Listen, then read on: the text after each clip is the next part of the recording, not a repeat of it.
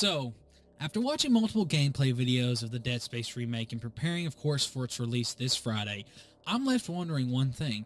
Will this game capture what the original did? And if you're wondering what I'm referring to or talking about, I'm going to be talking about, will it capture the atmosphere of the Dead Space original release?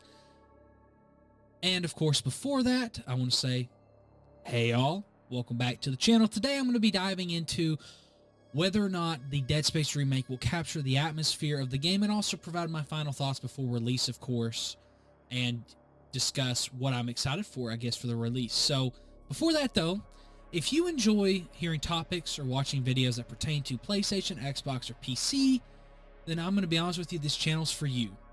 So consider subscribing, helps grow the channel, helps join you into an awesome community we're building, and we'll have you further comment down below with the others that we communicate with on our weekly videos. So let's get into it. Now, this game, of course, has the bells and whistles of a AAA game, which, you know, ray tracing, 4K textures, and even, of course, the new addition of the voice actor that wasn't in the previous original release. But I just don't think that these capture what I feel is the atmosphere of the original, due to them not being in the game. I mean, if you've played the original, then you know that the best character or part about Dead Space was the Ishimura itself, as it was, like I was saying, a character as much as Isaac was.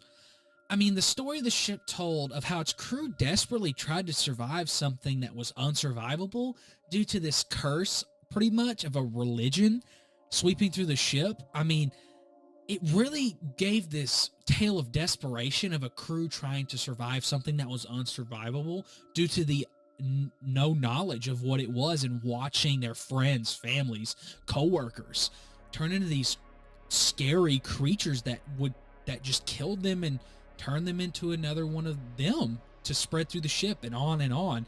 And as Isaac, of course, you get on this ship and you come to find out what had happened, and you have to deal with this mess. And I mean, I feel like the original game really understood this, as you had environmental storytelling through blood writing on the walls, or documents you found that were detailing the ship before, during all this chaos that ensued. And I think the remake has a lot of cool, interesting additions to the game that, of course, are pulled through the last two iterations, and of course new additions. I really enjoy how Motive, who developed this game, added the upgrade system from Dead Space 3, but they modified it to really fit this survival horror atmosphere that, of course, the original in this game has brought. Now, of course, the original did have the store system where you bought ammo, armor upgrades, and all sorts of items, but it's really cool to see how it's modified in this game, and also it combines 3 in the first one to make this really cool mix and match gameplay style of upgrading and even buying things for your guns and armor, of course. But I really think one of the cooler things that they're bringing to this game, which is something I'm pretty sure that was in the concept art for the original, was a security system that encourages backtracking due to the fact that there are different areas of the ship that are locked due to a certain security clearance you have to have that you'll obtain throughout the progression of the game. And it's really cool because it, like I've been saying, it really encourages you to explore the ship and understand what happened to this crew. And also, one of the big things about survival horror, it encourages you to backtrack, which is something, of course, the first one didn't necessarily do, just because back then they didn't have the expansive graphical playing field that we do now, where you can make, like, the Ishimura be a full ship. Like, there's no load screens to go from place to place. You're going at a pace you can go without a loading screen, and it's very exciting to see, as this backtracking isn't so annoying like what you would see in Resident Evil 2, the original release, where you had, of course, loading screens behind every door. And so it's really cool to see how this is something that they are bringing to this game to refresh the gameplay, and also to bring the horror factor up, because I'm very sure they're probably going to have creatures that spawn. You may think you've cleared it, but no, there are creatures waiting for you to try and hurt and kill you. So it's really fun to see how backtracking in this game is very encouraged through the developer gameplay commentaries, and even just the sneak peeks we've gotten through IGN and other sources on YouTube. And so, you know, I just think this will really work and convince us about this ship being real and that it was lived in and it's now infected with a curse, because these rooms have great additions and no load screens that make it seamless, and you have the opportunity to grab supplies you need due to the backtracking I've been talking about. And I mean, based on this footage, we've also seen that they've reiterated a Dead Space 2 and 3's gravity system with the boosters on Isaac's gear.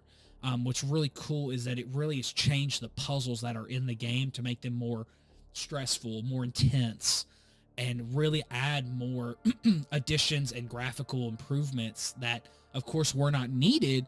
But it's very cool to see how much they've changed and been more, I would say, expansive with these puzzles due to the fact of this new system. It's very interesting to see how this system has changed that part of the game for the best, as for what we know so far. Of course, that will be determined after release and playtime. I will be reviewing this game and giving you my thoughts, whether you should pick up the game or wait for a sale or just let it go entirely. So, of course, I will say that even though I said that the voice acting isn't what captures the atmosphere, I do think this fleshes the game out and really makes Isaac the character we know and love from 2 and 3.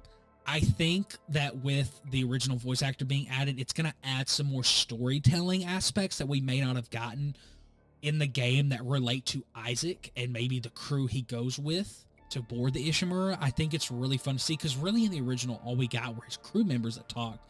But Isaac was a silent protagonist due to that being the trend of that time era of the late 2000s going into the 2010s, of your silent protagonist being the main character so players could see themselves in them.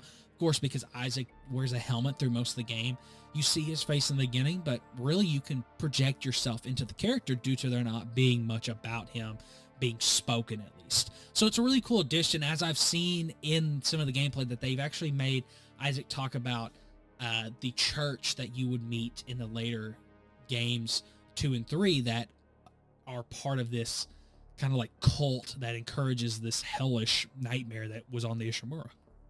So it's very cool to see those additions to connect the world more seamlessly, and it's very cool to see how this game is utilizing a mechanic that was added in the later 2 games, but is very refreshing and encouraging to be put in this one. So what are my final thoughts before launch? Of course, I really feel like this remaster is going to be a faithful interpretation, but also will be refreshing due to taking on what will be, in my opinion and many others, the best survival horror game ever released. I mean, I love Resident Evil 4. I love Resident Evil 2. And I'm talking about the original. I love the remake as well. That's what got me into Resident Evil. But I will say the original second game is awesome. But this game just captures the entire essence of what we love with survival horror. And Resident Evil 4, while I love that game, that is an action game more than it is a survival horror game. Yes, it had the inventory system, but man, you're freaking kicking people in the air, and to a certain extent, you cannot be struggling with ammo. It just depends on how you play the game.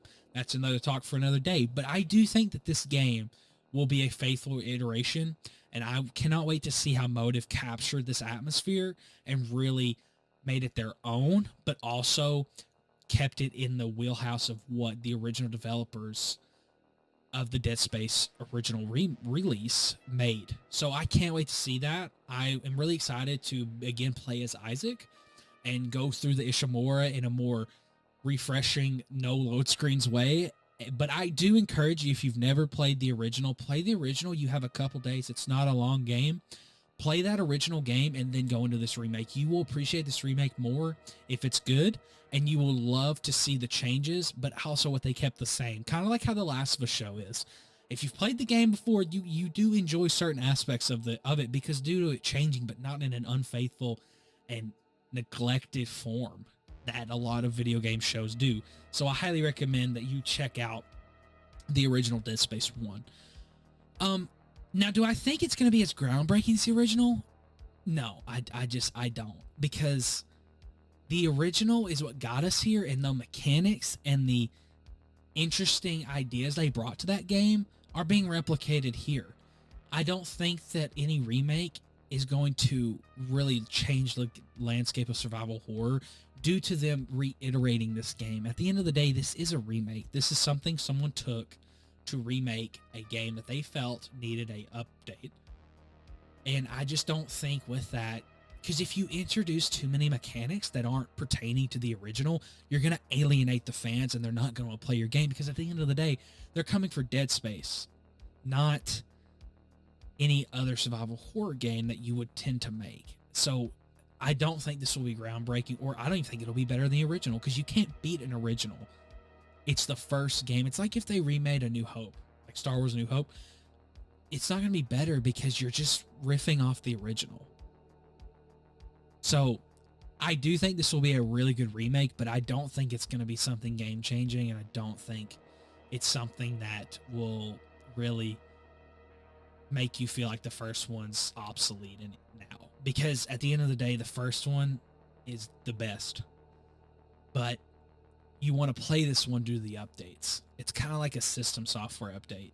You're updating the software, but you're still playing the same console. So, but that's all I've got for you all today. If you haven't subscribed, go ahead and hit that subscribe button for me. Like I said, helps grow the channel. You join the awesome community we're building here on this channel. And also, tell me what you think about this remake. Do you not want this remake? Do you think that it's just not going to be great? Do you think that Motive should be putting their talents towards a new survival horror IP? Tell me what you think in the comments below. Love to discuss that with you. And of course, make sure to hit that like button for me. Helps take the video to the algorithm and helps bring more viewers to the channel. And of course, hit that notification bell to be updated further on when I upload next. And of course, until next time, all, peace.